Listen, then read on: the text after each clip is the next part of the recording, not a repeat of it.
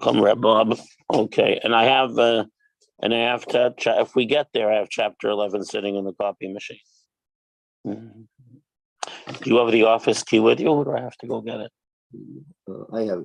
Oh, we don't need it now. Well, if we ever get to chapter 11. This office. Yeah, Lisa's. Okay. What do I take? The top one? They're all the same? Yeah, and we go back here. Okay. Yeah. So chapter 10. They're all the same. Yep. And we were towards the last third of it. Okay.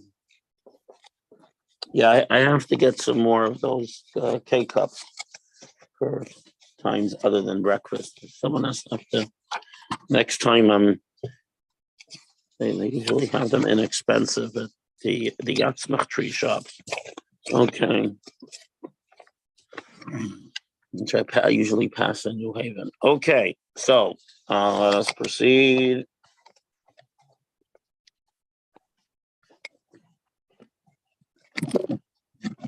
So here we are. I'm going to move up to where we're up to on the screen. So we talked about how if people speak to each other because of the fact that we're all biased, and the fact that self-love tends to cover over the flaws we most need to work on, and because expressing things helps. So this is all true. And we talked at length about the advantage of speaking things out.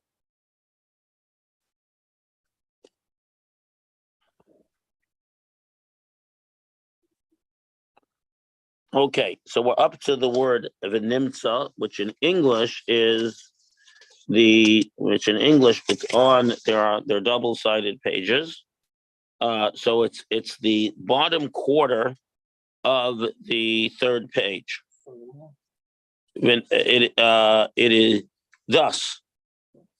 Okay, v'nimtza. So if you go, it's the third page. Get it to print pages. So it's the third page, and thus when individuals engage in divine service. We talked about the mile of speech and so on and so forth.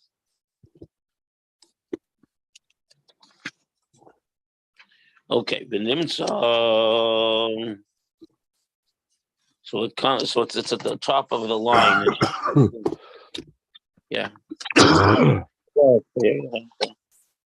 You looking on your phone? Okay. V'nimtza, so it comes out Hashem, that the joining together of those who serve Hashem, utov v'kama pratim, it's good in many ways, for all the reasons we discussed last week. But now we have a problem, because we often see that sometimes people come together and instead of working together, they end up berating each other for their faults. And why? This is all when a person has the quality of bittul. And we discussed that the quality of bittul is the sense of being nullified, being part of a greater thing, that the other Jew and yourself are part of that same entity. But if however, because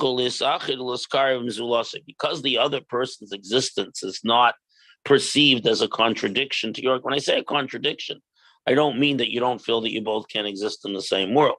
What the Rebbe Rashab means here is that you have your space, and when the other person enters your space, he's squeezing you.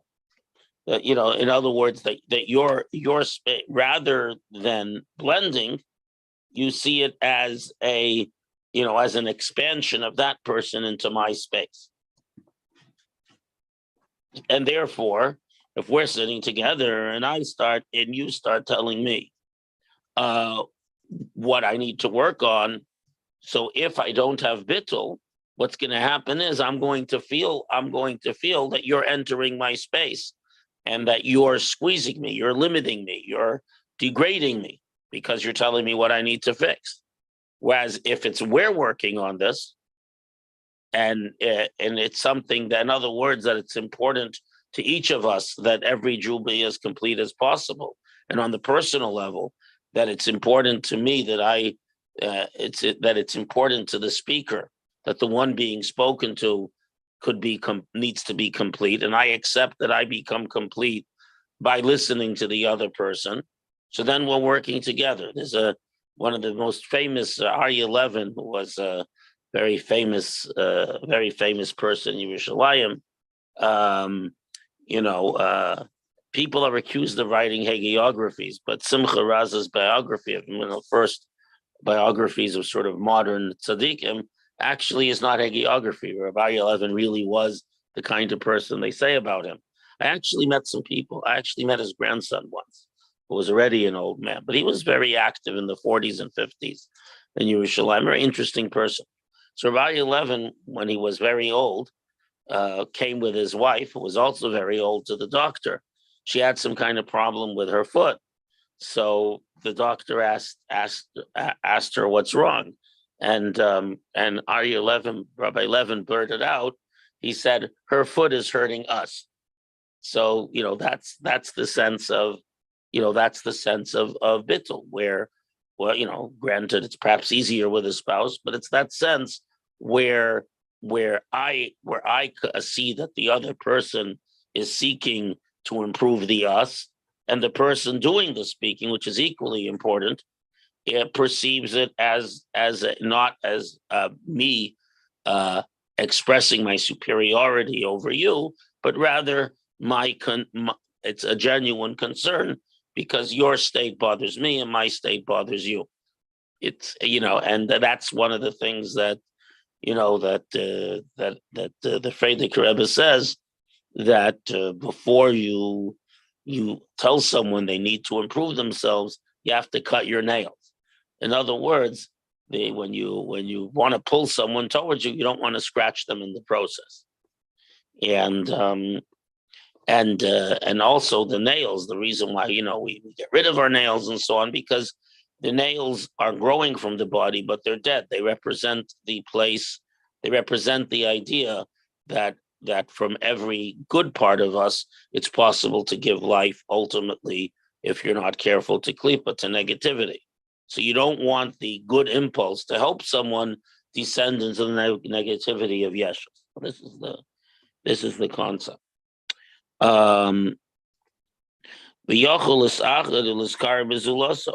And therefore you can unite with someone because the other person is not experienced as a contradiction to yourself. But someone is in a state of Yeshus, which means to say that at that moment and in that particular experience, you're in a state of Yeshus, which means to say that Yesh literally means that which is. So, I'll ask all present for comments, but it seems to me that the idea of Yesh relates to this concept that you sort of have a fixed boundary. This is my space. This is who I am, and in this space, no one else can come, because something else coming is a contradiction to it. Two solid objects can't occupy the same place, but gases or liquids can mix together and occupy the same place. And more than that, to borrow an example from chemistry, gases are compressible. So in the same space where once one mole of gas filled that whole place, you could put 2 moles of gas in the same place if you increase the pressure, right? So the same thing over here. Whereas Yeshus, one could use an emotional from chemistry, is incompressibility. Like a liquid can't be compressed, more than a certain amount, right? It stays at a certain pressure, and and if you you have to it'll expand if you it'll break whatever vessel you put in if you push down on it too much. So Yeshus is basically an incompressibility. I can't let you in because I perceive you and me as contradictory. Whereas here, there's always room for more because we're sharing a neshama that has its root in common unity and its root in the infinite, and therefore our presences can be in the same place and it's not going to bother. That's what he's saying.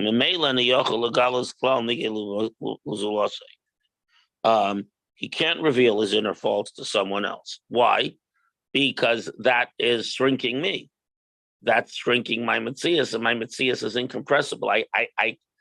Like we had before with Toho, with this whole Kabbalistic idea, right? Shira Sakalim, that I can't let something else in without breaking my whole sense of who I am.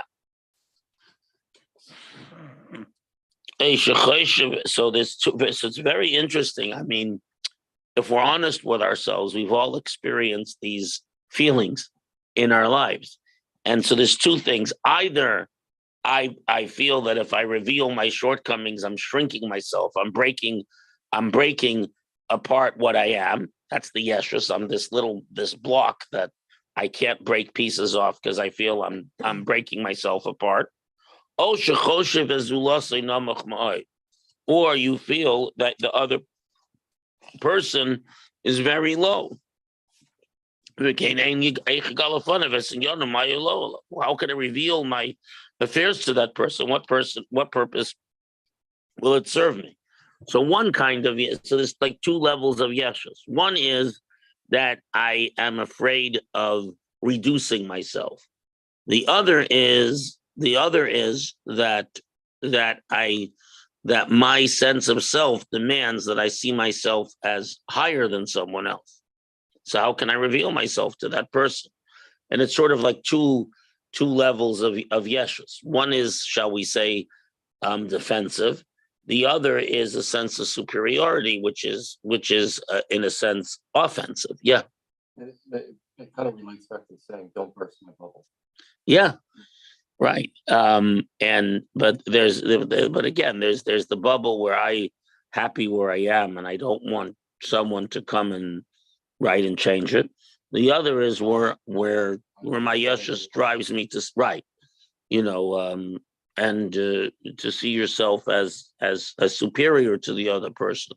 In other words, you have explanations as to why you're superior to this person, and therefore should not listen to them. And it's interesting because there's a similar beer. There's a medrash about Haman and Achashverosh, because really they both hated the Jews. And what does the medrash say? It's also in Gemara Megillah, in the Agadah. The one said, it's like a man who had a hill in his backyard blocking out the sun. So he said, I have this hill, I'll pay you to get rid of the hill. So he says, no, I'll pay you to get rid of, to use this hill to fill a hole I have in my backyard. So the other one says, no, take the hill and fill your hole because the hill is blocking my vision. So it says Achashverosh is the man with the hill, and Haman is the man with the hole. So what's the vart? That Achashverosh's whole thing was he saw himself as the most superior person around. When we looked at the Jewish people, he saw that he wasn't so superior, that they had a superiority and an eternity and a sense of greatness that is greater than his. See, he wants the hill taken away. He wants to be the highest thing there is. Haman saw the Jewish people as revealing his lowness, his cravenness, his greed, and so on. So he wanted to fill up the hole. He didn't want to feel lowly. So it's the two kinds of yeshus. One is where you don't want you don't want any of your shortcomings revealed. The other is where you need to be superior, or you feel insecure. And what's interesting is that the Rebbe Rashab really identifies both impetuses, because sometimes you just don't want to be disturbed, and sometimes it's like verbis too, in Yiddish. Who are you? Who are you to tell me? What to do? Very funny. Israeli peace is actually making fun of the right wingers, but still, you have to be able to laugh at yourself. So there was a mi atalomar. Who are you to say? And basically it's a kindergarten class. And the teacher is saying, okay, she's going through with the kindergarten kids, if so-and-so criticizes Israel, so obviously the Germans, the Russians, the French, the British, they all have very big flaws in their background. You did this and you did that. So who are you to criticize Israel when you've done so many horrible things? Then they get to the Norwegians. So she tells the children, so who are you to criticize Israel? You killed all the salmon and made lox out of them. So, but the point is that there's this sense of verbis to who are you when you're inferior to me, and the deeper point here is that because we're looking at the fundamental source and alikus of everyone, even if you were to tick the boxes and say, I know more Torah and I'm more careful with mitzvahs, assuming you could identify such a thing, assuming you're right, that my Yiddishkeit is superior to yours, that still doesn't give you a right to superiority, for the simple reason that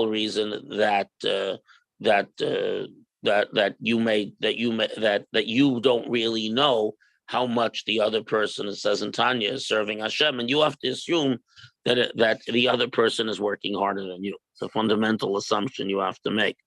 So the point is, not only is that irrelevant if you're greater in all these things, that's irrelevant because from Hashem's perspective, Hashem's infinite, we're all finite. So what's the difference between 1,000,000 and 10 via the infinity? None.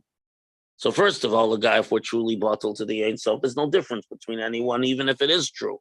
But on top of that, the Tanya tells us that it's not that if you think you're greater than someone, you're probably wrong, because probably your greatness comes from the fact you've had an easier time of it, and the other person who you're looking down on to get where they are probably worked much harder than you. So there's two layers here. So Memela, there's no reason to consider yourself either superior or to not let the other person into your bubble, as you put it. Amen. The ways, how will that person benefit me? I know it all, and that's a strong feeling, especially when someone tells you something that you ought to know, right? And someone tells you, you really ought to fix that, and you know it already, but you haven't been living it. So the immediate response is, who are you to tell me this? I learned this halacha when you were still in diapers, right? So, Assume the person that comes from a place of great knowing also should be told to the fact that they should realize that where is my work now? Where do I need work? Right, but that's exactly the problem of Yeshus. That's exactly why he's saying that there's a specific problem of Yeshus among those who've attained some level of piety, some level of learning, some level of service of Hashem. That's why, again, as we talked about last week, that's why it's not the 7 impure klipot, right? That's why it's Midian, which is not, the 7 children of Canaan. This is a different klipa, a much more subtle one. The 7 nations of Canaan are the bad midot, where a person gives into their negative gevura and the negative chesed and negative tiferet and so on. Here we're talking about someone who isn't doing any of the sins that come from the nations of Canaan. But there's a higher and more dangerous klipa in a sense, because it's harder to get rid of, where all your holiness and Yiddishkeit falls into the trap of feeding your yeshus. So that's how a person should be. But his point is that Midian, the people who've transcended the 7 coarse klipot of the people of Canaan, now they're in danger of this question of yeshus, because Yiddishkeit values learning and values care and keeping the mitzvahs and values teaching and so on. So the more you grow, because Yiddishkeit values it, the danger is, right? Remember, Midian is a descendant of Avram Avinu, just like Esav and Yishmael are fed by holiness. So a person's greatness and learning and the like could end up feeding their negativity. and you see this. You see this. I think again, at some level, we've all experienced it. When we reach a new level, we find ourselves more impatient with people who aren't doing the right thing until we train ourselves to get past it. When comes a moment we're in a state of uplift, we get very frustrated. And to be honest, this is a very interesting thing that I see, that sometimes you see that people, who started off not being so connected to Yiddishkeit and over time become more connected, they sometimes have less patience for the people as if it were they left behind than do someone who grew up in a family that kept Torah and mitzvahs. Why? Because someone who grew up, whether with Hasidus or Mussar or anything, so you say, well, this is what I'm supposed to be, and this is where I am. Whereas sometimes when a person began, and I spent some time, teaching, and whereas a person who's made a big movement, who's transformed themselves, they have the sense, of people, relatives and friends. I saw the truth. I transformed for myself. Why can't you? There's a certain bittul, where it's interesting, where you grow up with it, so you're deficient and you know what you're supposed to do, and you acknowledge that given the enormous resources poured into you, someone who didn't have those resources poured into them, you understand that they're not going to be there. But where a person is a self-made man or woman, right? So I'm not saying it's a permanent thing, but there's moments, I've talked to people over the years. There's those moments where you get so frustrated. Why can't my brother, my sister, my best friend see the truth? I talked about this yesterday. We had somebody in our community in New Orleans. He lived in our community. He then moved to Muncie, and then he came back because his parents lived there. And because people drove to Shul, he wasn't going to come to Shul at our Shul anymore because people drove there. And I said, that's not the point. The point is that at least they're coming. Right, but again, we have to be understanding of someone like that. But the point is, in other words, that the reason I bring this up is because when a person makes a jump, and it's true even like when you're in yeshiva, and someone, lifted themselves up and reached a higher level, it's like all of a sudden you become less tolerant, because you say, why can't you do that too? I mean, and that lack of tolerance, comes from this, from the sense of being self-made. So look, you grew in Yiddishkeit. It's a wonderful thing.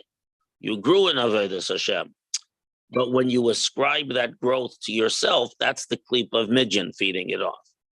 Whereas instead you thank Hashem, for the, for the opportunity, and understand that whatever you do is probably less than you need to do anyways. And that's where the Tanya's idea comes in, that you shouldn't ever look down at someone because you have to assume that given their circumstances, they're probably working harder than you are. And Hashem looks at how hard you're working, not where a person is, because in the end, the purpose of everything is Aveda, is our own service. So the fact that a person begins at a very, as if it were a very high point, doesn't really make a difference. But at any rate, this is where Midjan comes in. That's his point, that a person shouldn't think that, you learn lots of Torah, you learn Hasidus, and you engage in Avodas Hashem. The litmus test of whether you're truly transformed is how you relate to other people, and specifically to other people in your context. I mean, look, the reality is that after many years, but both in so it's not one community, both in the shul rabbinate and and in Chabad houses, and and in different educational institutions, you don't usually end up in a dispute. I mean, things happen because congregants are people too and have their own, but you don't usually end up in a machlokes, in a deep dispute and a deep sense of frustration with a congregant or with a student, or with someone who who you're guiding. In truth, the most bitter arguments tend to be between between people in administration, between rabbanim, between teachers, and so on. So part of it is because you're passionate about what you're doing, but part of it is because this person impinges your yeshus. Someone who there's a clear division of roles. You're the giver, they're the taker. You're the teacher, they're the student. You're the rabbi, you're the congregant. It's not so intense. But where someone is as if it were on your level, then when they argue with you, rather than seeing it as a genuine attempt to get at the truth, as we discussed earlier, you might see it as an attack on yourself. And the reason this is important for all of us, whatever our particular role in life, is because the more we grow in our Yiddishkeit, the more there is the danger of this particular klipa, where you're able to sense yourself superior to someone else, and therefore don't listen. There was someone, I don't know if he was still there in your time. There was someone hung around. Someone said, "Remember Zalman the Shikker?" Right, in 7th. Yeah. His name was Zalman. He had a beard, and he was always, very messy, and he slept often in the corner of the coat room. Yeah. So anyway, because he would have been, he unfortunately passed away. So he had some kind of tragedy in his background that broke him, and we couldn't get. And people tried to get him to go see help, but he drank quite a bit, and he used to hang around 770, and no one paid any attention to him, And one day, a few of us were sitting and talking about something. And he turns around to us and says to two or three people, says, your problem is this and your problem is that. And he was talking, to 770 Bachim, and he was exactly on the money. And the first impetus would be to say, who's this shicker and tramp, who lives on the street that to tell me, a yeshiva bacher, and not just any yeshiva bacher, but an older yeshiva bacher, what to, about them. But we farbranged later about it, and we realized that he was 100% right. But the point is, the first impetus is superiority. The other is where someone comes to you, and you acknowledge that they're as if it were your peer, but they're bursting your bubble, as you said, and that's the other type of yeshus. So after all this discussion of Elamatayyu, all this Kabbalistic stuff, in the end, the idea of how Midjan is a different level, it comes down to understanding why we feel a certain way. So if you know that feeling that way is unjustified, you won't lash out at the person who tells you something you need to fix. You'll acknowledge it and swallow it and work on it. That being said, what the Rebbe Rashab is saying here is also relevant to the sayer. In other words, the recipient of the discussion has to have a certain attitude. But again, if you have your nails out, if your intention is to pop the other person's balloon, then the same problem, applies to that individual. So he goes on to say,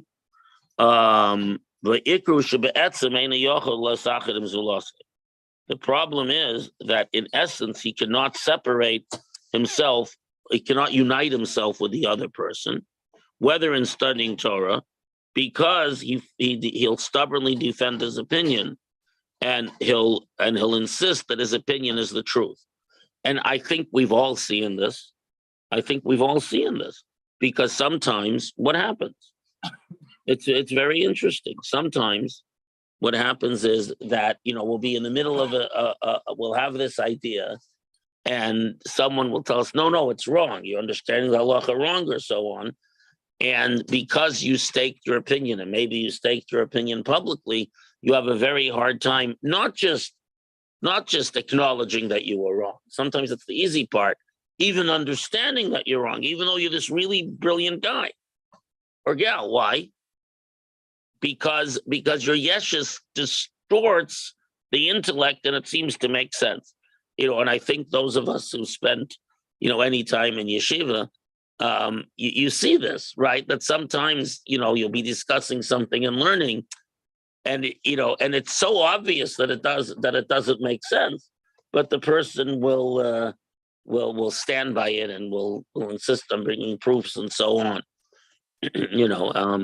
So and in the end, the problem is that you can't let the other person into your space to modify the way you see things. Sometimes it brings out a big sense of shame when someone is correcting someone else or taking whatever they thought was correct. And shows Right, but I would say that sense of shame comes from klipa. That sense of shame comes from the sense that yesh is like you're standing in one place, that you're whole. We're not whole. We're not whole. None of us are whole because we're all imperfect, and Asher bara l'kim lasos, God created the world to fix it. We're never whole. It was a famous line that the Rebbe, some people attribute it to the Rebbe Marash, some attribute it to his Hasidim. It goes better in Yiddish, but it goes as follows. Es is nishda kein krumer azach v'yagvay chavart. There's nothing as crooked as a straight word. In Yiddish, a straight word means a zinger, a really good put down, a really good insult, okay? So there's nothing as crooked as a straight word. Nishda kein gleichazach v'yakrumer later. There's nothing more straight than a angled ladder, than a crooked ladder, right? Because a ladder that's perfectly straight, you fall off. If it has to be leaning, which means to get to one place to another, you have to go out of your space, right? You have to lean, you have to go out of your space. There's nothing as whole as a broken heart, which doesn't mean that a person has to be sad, but it means there has to be a sense of brokenness, of imperfection, because the heart is, one's ego, one sense of self, and so the shame comes from the sense that I'm perfect. So how could I not be perfect? If you don't think you're perfect, you won't be. I mean, you might be embarrassed because you should have known it, but so that's but that's not the same as a shame. Yeah, maybe I should have known it, but I don't. And thank you for pointing that out to me. And that's When you're correcting something, it's not always what you say, it's how you say it. Like on Friday, when you said the whole congregation, you didn't pick out anybody and say, "Hey, you should be doing tefillin." You said it in a way which was easy to take, and people were like, "Okay, you're right. You should be doing it." Right, but what I wanted to was talk about the mile of saying Tehillim, not I mean, well, but that's cutting the nails. We talked about that before. That's when you reach out to help someone, you have to make sure the nails are, So you right. So but more than that, yes. So so there's two elements. There's the person who's saying has to have a certain approach, because if I'm coming from Yeshus, from a sense of being perfect and great, then you won't receive it. But if I'm coming from the right place, or you're coming from the right place, if you're putting up your defenses, then you're not going to receive it properly. So the Haim Basic Torah, right? So this is Torah. Asvara Zulaso Ainam Akabel Klau Lishma Lodom is Amitas Polina Tietzadadas. He dismisses anyone else's opinion and is unwilling to listen to it and consider it accurately without prejudice. Because in such a situation, instead of an interaction between two people fostering unity, when you discuss an abstract idea with someone else, they draw further apart and oppose each other to a greater degree. So we said before, when you're studying Torah together, so each of us has our blind spots. So we learn together, we come to the truth. But not where that person's opinion is somehow an attack on my sense of wholeness. And therefore, the more they discuss, they draw further apart and oppose each other to a greater degree. So the interesting question is, um, you know, how do you train people to share ideas in a way that doesn't become a competition, in a way that doesn't become, oh, you're right, if you're right and I'm wrong, that's a problem. And you see this a lot in you see this a lot in the Gemara, and especially when you're teaching it slowly. You're teaching like beginners in Gemara. Um, you become very aware as you take it apart. So like you begin with an argument, and the two sides are very far apart, right? But then over time, as each one challenges the other and each one has to give some ground, the two opinions become closer and closer, right? So it turns out the argument is only in a very specific space and not in the big space that we talked earlier. So we see this like traditionally. We one of the first Gemaras we learn with people is Elam Mitzias, right? So you start with this question between Abaye and Rav as to whether one can give up ownership of something unconsciously. Is there such a thing as unconscious giving up of ownership? So we start very far apart. And then we discover, well, most times you lose a wallet, you really know you lost it. So, and each keeps bringing proofs, and each proof brings them closer together till there's very little distance between them. And that's the process where you accept what the other person says, process it, and make it part of your understanding.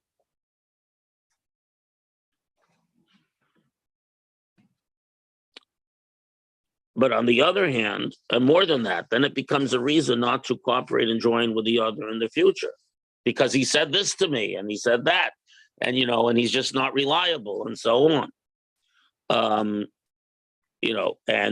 The summary, baseless hatred, sinas chidim, those who serve Hashem, the benefit of joining together, that others help a person recognize faults he wouldn't see. When faults are discussed with others, remorse is stronger, and the other can provide advice, encouragement in correcting those faults. And the cause of dissension in the study of Torah. So that's the end of chapter 10. So the problem is that sometimes you can have a very intense debate for good reasons. In other words, you genuinely feel and understand a certain way, and it's not about your yeshus.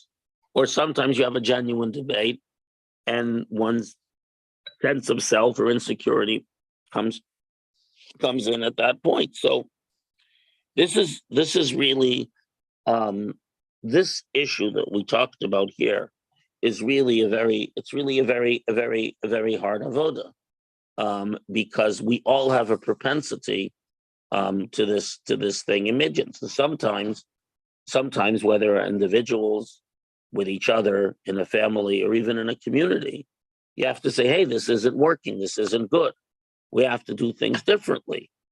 But then when the other, and even if we start sincerely, when the other person pushes back, sometimes that reveals a hidden nugget of yeshus in us. And we get so even though we're fundamentally right, we get upset and annoyed, and then it's not so much that we're no longer right, but we're no longer, because it became personal, our words are no longer pure and sincere and coming from the heart. So I'm saying this is the reason why he's saying, so this is a very, very hard thing, because on one hand, you have to stand up for what's right. On one hand, you have to, and sometimes that means pushing back and saying this isn't the way to do things. And sometimes, and here's where it gets complicated. Sometimes the other person might have the yeshus of insecurity, the yeshus of superiority, let us say. But that very superiority or insecurity might evoke your own, because you have it too. And then you have a roaring machloket, a roaring bad dispute. So so it seems to me that what the Rebbe Rashab is telling us here is that it's really, really important to sort of evaluate your motivation and where your feelings and your words are coming from at every moment, at every step of the process. Because Midyan is buried so deep in us, this sense of self-importance could come out even if you didn't start with it. You can reach a layer, where it's there. And I think, among many, many Maimorim and so on, I've studied. I think this issue is very real and something we constantly need to be talking about.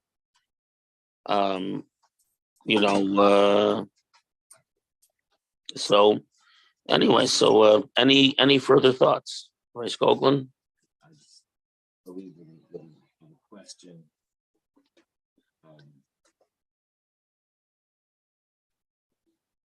It's because in the Torah, the only real, there's just a few mentions of maybe, right?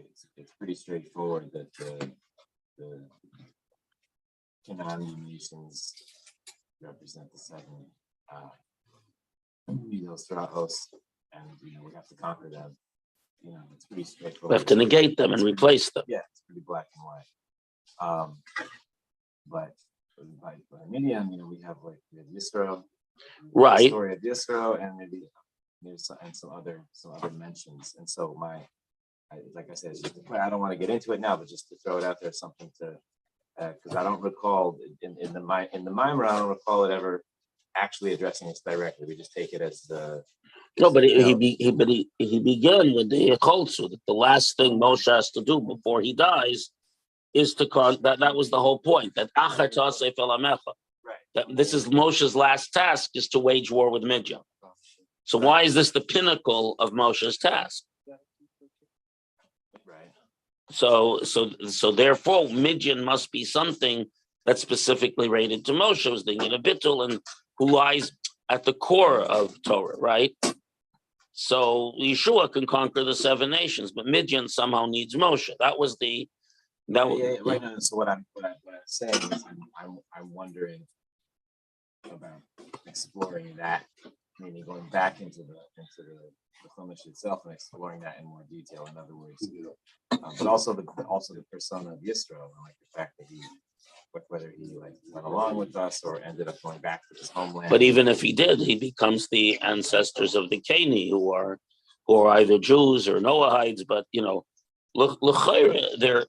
it would seem they're like an extra tribe of Jews because it says they seem to be living alongside the Jewish people. They seem to be, because when Vayaris Akeni, right, Bilam says, how far will you be exiled? They're either Jews or very closely associated with the Jewish people. But it's almost like they're waiting for the time where they'll be officially brought in. Right. So the whole story of Yirmiyahu, the Ben Rechev. Where Yirmiyahu, Hashem tells him to go to the children of the Ben Rechev and offer them wine, and they say no. Our father told us never to sleep in a house and never to drink wine. It's a very interesting piece over there. No, so it is a lot of discussion, but I think the reason Midian is so subtle. I mean, Midian appears twice. Once here, and Bilam is apparently for Midian, right? And then with Gideon. And afterwards, you don't see much about the Midian. They don't appear very much. But I think precisely because we associate it with Moshe's final work, and he doesn't appear anyone else. I mean, more than I think your question is the answer. It doesn't appear very much, and it doesn't get very much press because it's so subtle. Yeah. So we got to. Okay. Anyways, a big shukayach everyone for coming. Michal, have a good week. You too, Rabbi. Thank you. On YouTube, have a wonderful week.